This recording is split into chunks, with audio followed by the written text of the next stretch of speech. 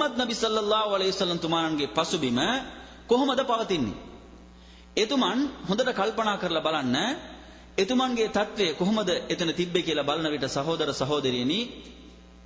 සහෝදරියනි දැන් බලන්න ඕන ඔබලා මුහම්මද් නබි සල්ලල්ලාහු අලයිහි වසල්ලම් තුමාණන් ඒ කියන්නේ කුමක් වෙනුවෙන්ද පෙනී සිටියේ? එතුමන් එතන පෙනී සිටියේ ඒ කියන්නේ එම සමාජය තුල ඒ කියන්නේ තිබුණු ඒ වැරදීන් වලට එරෙහිව තමයි එතුමන් පෙනී සිටියේ. එතුමන් එම පරිසරය ඒ කියන්නේ යහපත් එකක් බවට පත් කරගත්තේ නැහැ. එතුමන් කලේ මොකද්ද? ඒ අය ඒ කියන්නේ බහුදේවවාදය පිළිගනිමින් සිටියා. ඒ කියන්නේ පිළිමයන් වලට ප්‍රතිමාවන් වලට වන්දනාමාන කරමින් සිටියා.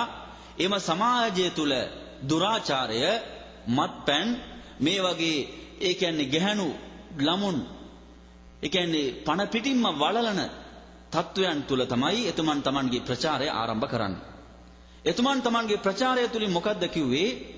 ඔබලා කරන මේ සියලු වැරදි ක්‍රියාවන් ඒ කියන්නේ නිවැරදි නැත්නම් ඒවා සාධාරණීකරණය කරාද? එහෙම කළේ නැහැ. එතුමන් කිව්වේ ඔබලා වන්දනාමාන කරන මේ ප්‍රතිමාවන් වලට පිළිමයන් වලට කිසිම ශක්තියක් නැහැ. මේවා කිසිම ශක්තියක් නැති දේවල්. ඒ වගේම ඔබලා දුරාචාරයේ යෙදෙන්නට එපා. ඔබලා මත්පැන් පානය කරන්නට එපා. මේ වගේ අසාධාරණයන් වලට එරෙහිව පෙනී සිටි නායකයෙක්. එහෙමනම් සහෝදරයනි, ඒ සමාජය කරන වැරදීන් වලට එරෙහිව කතා කරන විට එම සමාජයෙන් ලැබෙන ප්‍රතිචාරය කුමක්ද? යහපත් ප්‍රතිචාරයක් ලැබෙයිද? නැත්නම් අයහපත් ප්‍රතිචාරයක් ලැබෙයිද?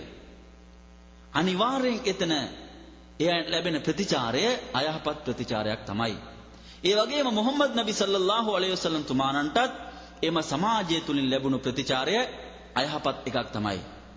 කොයි තරම් දුරට කිව්වනම් මම ඔබලාට කිව්වා එතුමන්ට ශාස්ත්‍රු පදවිය ලැබෙන්නට පෙර ඊතා උසස් ගෞරවාන්විත පුද්ගලයෙකු ලෙස එම සමාජය සැලකූ එම චරිතය එම ප්‍රචාරය කිරීමෙන් පසු ඔබලා එකම ශක්තියකට බලයකට යාඥා කළ යුතුයි කියන ප්‍රචාරය ආරම්භ කිරීමෙන් පසු කොයි තරම් දුරට එම සමාජය පෙළඹුණා කිව්වා කියලා අපිට බලන විට ඒ කියන්නේ එතුමන්ව ඝාතනය කිරීමට පවා එම සමාජය සූදානම් වුණා.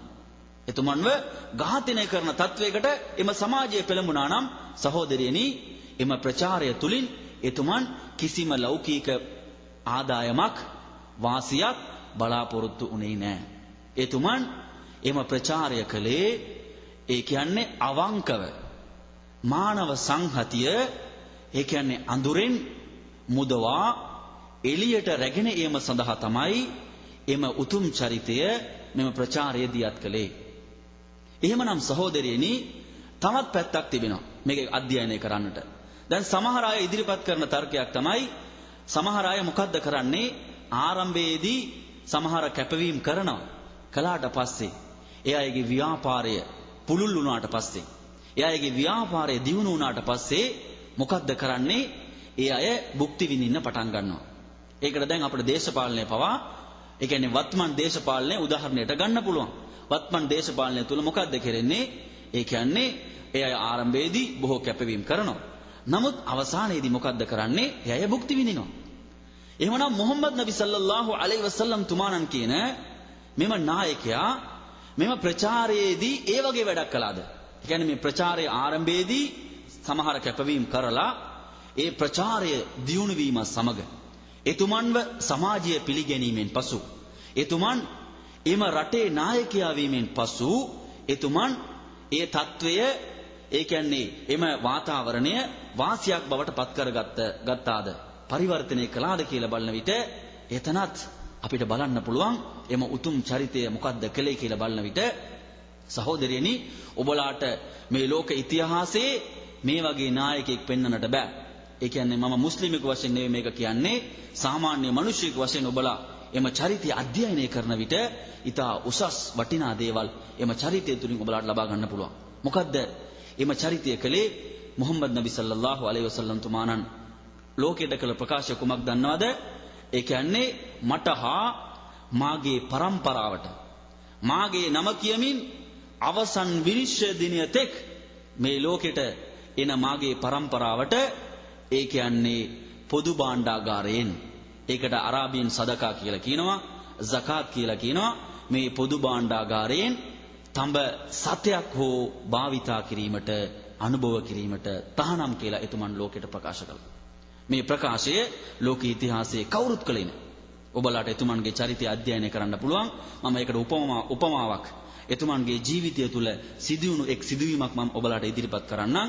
එක් වතාවක් එම මුහම්මද් සල්ලල්ලාහු අලයිහි වසල්ලම් තුමාණන් කියන ඒ උතුම් පුරුෂයාගේ මුණුබුරාවන ඒ කියන්නේ හසන් රලියල්ලාහු අන්හු කුමක්ද කළේ? ඒ කියන්නේ මස්ජිදුන් නබවිය කියන එම සිද්ධ ස්ථානයේ රටින්දි ගොඩ ගහලා තිබ්බා. රටින්දි ගොඩ ගහලා තිබ්බා. ඒක පොදු භාණ්ඩාගාරයට අයිති දෙයක්.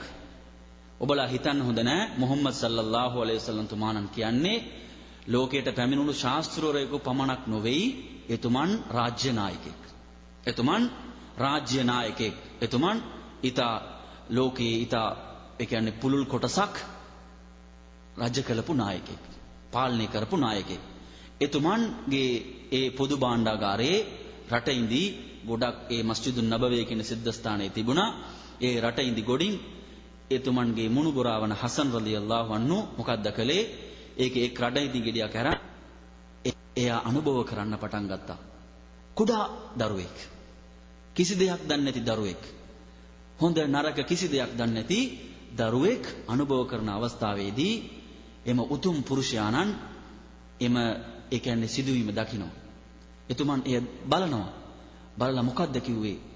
එතුමන් Tamanගේ මුණුබුරා බලලා කියනවා, ඔබ ඒ කියන්නේ විසි කරන්න, අනුභව කරන්නට එපා.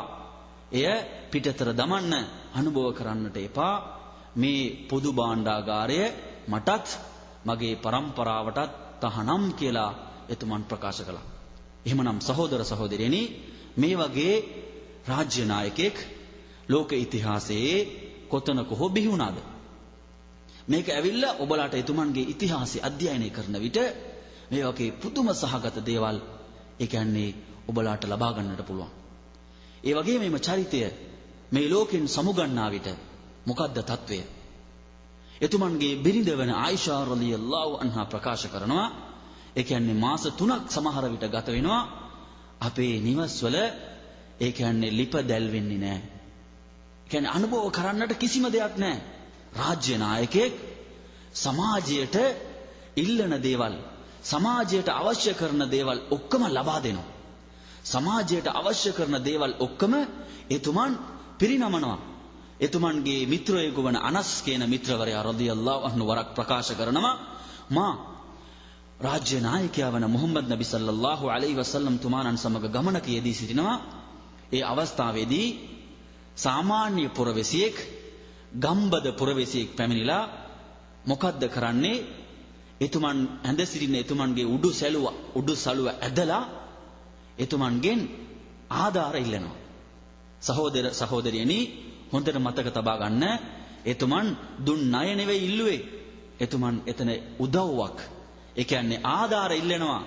ඔබලාගේ ආණ්ඩුවෙන් මට ආධාර ලබා දෙන්න කියලා රාජ්‍ය නායකයෙකුගේ උඩු සළුව ඇදලා රටේ සාමාන්‍ය පුරවැසියෙකු ඉල්ලන්න නිදහස තිබ්බා නම් එතුමන් කොයි වගේ පාලනයක්ද කළේ?